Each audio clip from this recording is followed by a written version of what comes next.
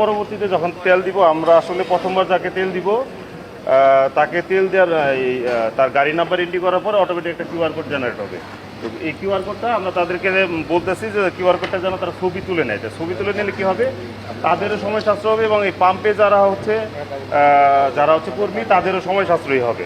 তো পরের বার আমরা কিউআর কোড দিয়ে হচ্ছে খুব সহজে হচ্ছে সময় সাশ্রয় করতে পারবো এবং কত সময় আগে বা হচ্ছে কত কিলোমিটার মাইলেজের পরে আবার তিনি তেল নিতে আসেন এই তথ্যটা আমরা খুব সহজে যাচাই করতে পারবো। উনি কিছুক্ষণ আগে তেল নিয়েছেন, আমরা একটু ওনার কিউআর কোডটা স্ক্যান করে দেখি আসলে আমরা কী তথ্য পাই আর কি।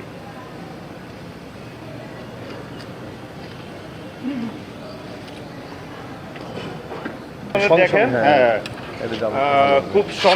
খুব সম্প্রতি রিলিফ 8 মিনিট আগে 500 টাকা নিয়েছেন ইয়াকুব ফিলিপ স্টেশন, পাবনা সদর, পাবনা। ঠিক আছে, তার মানে হচ্ছে 8 মিনিট আগে এবং তার মাইলেজ ছিল 78,082।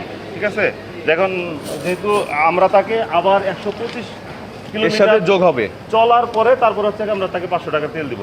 আশা করি এইভাবে যদি যাদের নাম্বার প্লেট আছে এবং আমরা মাইলেজ যদি সঠিকভাবে এন্ট্রি করি, আমাদের যে জনগণের যে ভোগান্তি আছে এটা আমার মনে হয় 2 থেকে 3 দিন চলার পরে খুব সহজে কমে যাবে। ধন্যবাদ।